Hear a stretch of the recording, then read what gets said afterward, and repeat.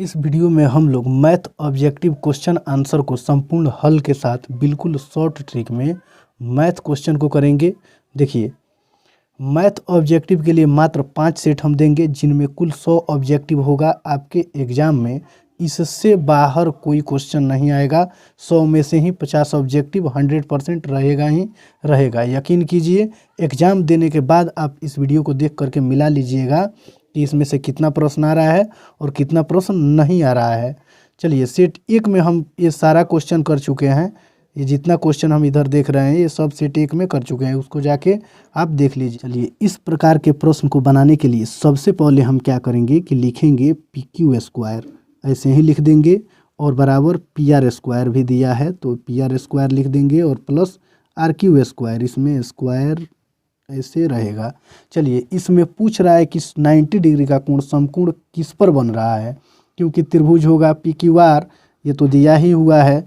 तो देखिए, इसमें क्या करेंगे, सबसे पहले हम देखेंगे, केवल आपको इस पर ध्यान देना है PQ पर, और इस दोनों शब्दों को देखना है, दोनों अक्षरों को, कि इधर है कि नहीं। तो देखिए, P से P कैंसिल हो जाएगा, कट जाएगा। स्क्वायर को तो आप ऐसे ही भूल जाइए, स्क्वायर को ख़त्म कर दीजिए, और इधर Q है तो Q से Q कट जाएगा, और जो बचेगा ये R, तो R पर ही 90 डिग्री का कोण बनेगा। इस नंबर क्वेश्चन को देख लेते हैं। उसी के आधार पर दिया है कि त्रिभुज ABC में AC² बराबर AB² प्लस BC² दिया है, तो त्रिभुज का कौन सा कोण समकोण होगा। तो इसको बनाने के लिए फिर क्या करेंगे, लिखेंगे AC² बराबर AB² प्लस BC²। मैंने क्या बताया अभी कि केवल इसी पर ध्यान देना है, स्क्वायर का स्क्वायर ऐसे ही काट दीजिए, ख़त्म। और इन दोनों अक्षरों को इधर ढूंढना है। तो देखिए, A से A कैंसिल, C से C कैंसिल, और बचा B, तो B ही आपका सही उत्तर हो जाएगा। B पर ही 90 डिग्री का कोण बनेगा। चलिए, फिर आगे वाला क्वेश्चन देखते हैं। 23 नंबर प्रश्न में दिया है त्रिभुज ABC त्रिभुज DEF के समरूप है, यानी एक त्रिभुज ABC दिया हुआ है और दूसरा त्रिभुज DEF दिया हुआ है, दोनों क्या है, समरूप है। एवं क्षेत्रफल ABC का, तो देखिए क्षेत्रफल ABC का 36 cm² दिया हुआ है। कितना दिया हुआ है, 36 cm²। और क्षेत्रफल DEF का कितना दिया हुआ है, 49 cm²। तो दोनों त्रिभुजों की संगत भुजाओं की अनुपात क्या होगी। तो इसको बनाने के लिए आपको कुछ नहीं करना है, रूट लगा देना है। ABC का कितना दिया हुआ है, 36, और अनुपात पूछ रहा है तो अनुपात लगा दीजिए, और DEF का कितना है, 49। देखिए, 36 का वर्गमूल होगा 6, अनुपात 49 का वर्गमूल कितना होगा, 7। तो इसका सही उत्तर होगा ऑप्शन नंबर बी, 6:7। 24 नंबर क्वेश्चन को देखते हैं। cos 48 माइनस sin 42 का मान क्या होगा। तो जब भी इस प्रकार का प्रश्न दिया रहेगा तो आपको कुछ नहीं करना है, इसका सही उत्तर होगा ऑप्शन नंबर बी, 0 लगा देना है। क्योंकि इसको जब हल कीजिएगा, ये cos 48 ऐसे ही डालिएगा, और माइनस sin 42 को चेंज कीजिएगा, तो sin थीटा का सूत्र होता है cos 90 माइनस थीटा। थीटा की जगह पर कितना है, इसमें 42 है। देखिए, ये 42 है, इसको हल कीजिएगा तो ये होगा cos 48 माइनस cos कितना होगा, 90 में से 42 को माइनस करेंगे तो ये भी 48, और cos 48 से cos 48 को हम क्या करेंगे, घटाएंगे तो 0। तो इतना हम करेंगे नहीं, जब भी इस टाइप का क्वेश्चन देखेंगे उसका उत्तर बिना सोचे समझे 0 लगा देंगे। चलिए, फिर आगे वाला देखते हैं 25 नंबर क्वेश्चन को। 25 नंबर क्वेश्चन आपका AP का क्वेश्चन है। समांतर श्रेणी 14 9 4 -1 6 डैश डैश का 12वां पद क्या है। तो देखिए, जब भी किसी के साथ वहाँ लगा हो तो समझ जाइएगा कि वो n का मान है। किसका मान है, n का। देखिए, 12वां बोला है तो 12वां लगा दिया है, तो ये n का मान 12 हो जाएगा। और आप जानते हैं कि सबसे पहला पद क्या होता है, a का मान कितना, 14 है। कितना हो जाएगा, 14। और d का मान निकालने के लिए क्या करेंगे कि पीछे वाला में से आगे वाला को क्या करते हैं, घटा देते हैं, यानी 9 में से 14 को क्या करेंगे, माइनस कर देंगे। तो कितना आ जाएगा, -5 आ जाएगा। चलिए, ये तो आप a and d का मान निकाल लिए। अब देखिए, इसका फॉर्मूला होता है an बराबर a plus n minus 1 into D. इस पर हल कर देंगे, ये d है। तो a का मान कितना दिया हुआ है, 14, और प्लस n का मान कितना दिया है, n का मान 12 दिया हुआ है, और -1, और d का मान कितना दिया हुआ है, -5।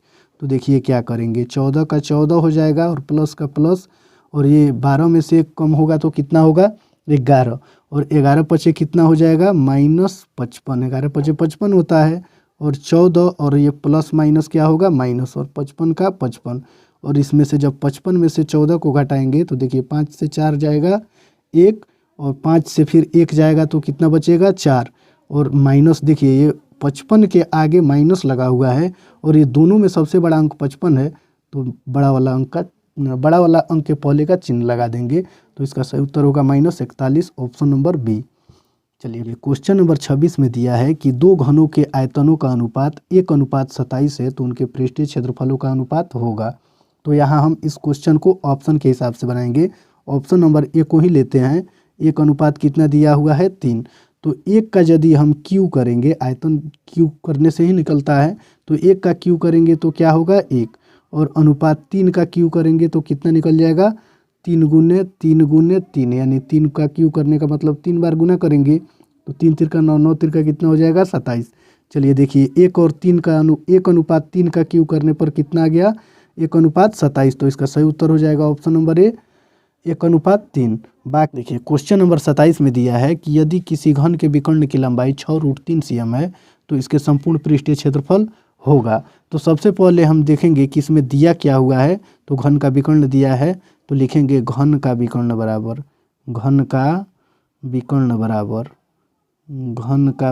बराबर हम लिखेंगे कितना 6√3, ये तो दे दिया है। तो घन के विकर्ण का सूत्र होता है √3a, क्या होता है √3a, तो √3a का मान कितना 6√3। देखिए √3 से √3 कैंसिल हो जाएगा, तो a का मान कितना दिया बच जाएगा 6 बच जाएगा। अब हम देखते हैं यहाँ कि घन का संपूर्ण पृष्ठीय क्षेत्रफल पूछा है, तो घन का संपूर्ण पृष्ठीय क्षेत्रफल का सूत्र होता है AQ, यानी a का मान हमको कितना दिया है 6, और a का मान 6 दिया है, तो सूत्र में क्या है AQ, यानी 6 को क्या करेंगे Q करेंगे, तो 6 का Q कितना हो जाएगा 216, तो इसका सही उत्तर होगा ऑप्शन नंबर बी 216 cm²। चलिए फिर आगे वाला क्वेश्चन देखते हैं। 28 नंबर प्रश्न को देखते हैं। दिया है कि सेक 11 डिग्री बटा कोसेक 79 डिग्री का मान होगा। देखिए जब भी इस प्रकार का प्रश्न आपको देखने को मिल जाए कि एक दिया हो ऐसे सेक 11 डिग्री और ये बटा है कितना कोसेक 79 डिग्री, तो इसमें कुछ नहीं करना है, इसका सही उत्तर होगा ऑप्शन नंबर ए। इसको भी जब हल कीजिएगा तो हर हाल में आपको आंसर कितना मिलेगा 1। तो देखिए जब माइनस वाला दिया रहेगा तो आपको क्या बताए हैं 0 लगाना है, और जब बटा में दे देगा तो आपको क्या लगाना है 1, बिना सोचे समझे 1 लगाना है, पूरा का पूरा नंबर आपको मिलेगा। चलिए फिर आगे वाला क्वेश्चन देखते हैं। 29 नंबर क्वेश्चन फॉर्मूला ही ऑलरेडी दिया है कि √1 + cos a बराबर क्या होगा। तो देखिए ऑप्शन नंबर ए में है cos a, बी में sin a, सी में दिया है sec a और डी में tan a। तो इसका सूत्र होता है, जैसे मान लीजिए कि यहाँ देखते हैं बना करके कि sin² थीटा + cos² थीटा बराबर कितना होता है 1 होता है। तो यहाँ अगर हम sin² थीटा का मान देखते हैं तो 1, और ये प्लस में है तो माइनस में क्या होगा cos² थीटा हो जाएगा। फिर यहाँ देखते हैं कि sin थीटा का यदि मान निकालें हम, तो sin थीटा बराबर जब ये स्क्वायर हटेगा तो बराबर के बाद में क्या लग जाएगा रूट, यानी 1 माइनस क्या हो जाएगा cos² थीटा हो जाएगा। तो देखिए यही तो दिया है 1 + cos, इसमें स्क्वायर छोड़ दिया है cos² 1 + cos² a, तो थीटा की जगह पर a हो b हो कुछ भी हो उससे कोई मतलब नहीं है, तो इसका सही उत्तर होगा option number A. sin theta दिया हुआ है उसमें a है तो sin a हो जाएगा, तो इसका सही उत्तर क्या होगा option number B sin a। चलिए फिर आगे वाला क्वेश्चन देखते हैं। 40 नंबर क्वेश्चन में दिया है कि 144 के अभाज्य गुणनखंडों में 2 का घातांक है। तो देखिए 144 को क्या करेंगे हम लघुत्तम निकालना शुरू करेंगे, तो 2 से काटेंगे तो 7 दूना 14 और 2 दूनी 4, फिर 2 से काटेंगे तो 2 तिहाई 6 और इसमें से 1 जाएगा 2 पर तो 12 हो जाएगा, 6 दूनी 12, फिर 2 से काटेंगे तो 2 एकम 2 और 3 में से 2 घटेगा तो 1, 1 6 पर जाएगा 16, तो ये 8 दूनी कितना हो जाएगा 16, या फिर ऐसे 18 दूना आप 36 भी बना सकते हैं। फिर इसका आधा करेंगे 2 से भाग देंगे तो 9 दूनी 18, और फिर यहाँ देखते हैं हम 9 को यहाँ ले लेते हैं, तो 9 का 3 से निकालेंगे तो 3 तिहाई 9, फिर 3 से 3 एकम 3, देखिए 1 2 3 4 5 6 आ रहा है, अंक कट रहा है, और इसमें केवल पूछ रहा है कि 2 का घातांक यानी 2 कितना बार आया हुआ है, तो इसमें कितना बार आया हुआ है 4 बार, तो इसका सही उत्तर होगा ऑप्शन नंबर सी 4। चलिए फिर आगे वाला क्वेश्चन देखते हैं। 31 नंबर में 31 नंबर क्वेश्चन में दिया है कि बहुपद पी स्क्वायर माइनस 11 के शून्यक होगा। तो देखिए इसको हल करते हैं। पी स्क्वायर माइनस 11 दिया हुआ है तो बराबर 0 लेके इसको क्या करेंगे, हल करेंगे। तो लिखेंगे यहाँ p बराबर पी स्क्वायर बराबर लिखेंगे पी स्क्वायर बराबर ये माइनस में 11 है तो प्लस में क्या हो जाएगा 11, और फिर यहाँ लिखेंगे p बराबर, तो जब ये स्क्वायर बराबर से हट के इस पक्ष में आएगा तो रूट में बदल जाएगा, क्या हो जाएगा रूट 11, और ये रूट हमेशा प्लस माइनस में, एक प्लस होता है और एक माइनस में, तो इसको लिखेंगे माइनस रूट 11 और सिंगल रूट 11। चलिए तो देखते हैं इसमें कौन सा ऑप्शन है। एक होगा माइनस में, ऑप्शन नंबर डी हो जाएगा। देखिए एक प्लस में 11 होगा और एक माइनस में रूट 11 होगा, ये आगे या पीछे किसी को भी पहले लिख सकते हैं। तो इसका सही उत्तर होगा क्या, ऑप्शन नंबर डी। चलिए फिर आगे वाला 32 नंबर क्वेश्चन को देखते हैं। 32 नंबर क्वेश्चन में दिया है कि निम्नलिखित में से किसी द्विघात बहुपद के शून्यकों का योग -4 तथा गुणनफल कितना दिया है -5, तो निम्न में से कौन होगा। चलिए इस प्रकार के प्रश्न को हम लोग थोड़ा ट्रिक से बनाने का प्रयास करेंगे। देखिए सब में एक्स स्क्वायर दिया हुआ है तो हर हाल में पहले एक्स स्क्वायर होगा ही, ये तो होना ही है। किसी भी बहुपद इसमें से कोई भी आंसर होगा तो उसमें पहले एक्स स्क्वायर दिया है तो एक्स स्क्वायर तो होगा ही। अब रही बात शून्यकों का योग दिया है -4 और कितना गुणनफल -5, तो हमको ये जो योगफल दिया रहेगा उसी पर ध्यान देना है। जब ये माइनस में रहेगा तो प्लस में 4 लिख के इसके साथ एक्स लगा देंगे। क्या करेंगे, यहाँ अगर जो भी अंक होगा माइनस में दिया रहेगा तो प्लस में लिखेंगे और प्लस में दिया रहेगा तो माइनस में लिखेंगे। इसी का चिन्ह बदल के एक्स के साथ में लिखना है। तो एक्स स्क्वायर सब में दिया है तो इसके लिए एक एक्स स्क्वायर ले लेंगे, और यहाँ -4 है तो इसका चिन्ह बदल के क्या करेंगे 4x लिखेंगे, x लगा करके लिख देंगे। और ये लास्ट वाला जो गुणनफल होगा ना वो जिस चिन्ह में होगा वैसे ही लिख देंगे। -5 है तो -5 लिख देंगे। इसके बाद में अगर +5 यहाँ होता तो प्लस, इसका तो चिन्ह नहीं बदलना है, इसका चिन्ह नहीं बदलना है। तो इसका सही उत्तर होगा x स्क्वायर + 4x - 5। तो देखिए इस ऑप्शन में देखते हैं कौन सा है, ऑप्शन नंबर डी हो जाएगा x स्क्वायर + 4x - 5।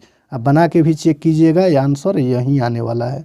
चलिए फिर आगे वाला क्वेश्चन देखते हैं। इसी प्रकार का क्वेश्चन दिया हुआ है तो चलिए इसका जल्दी से आप आंसर बताइए कि कौन सा आंसर होगा।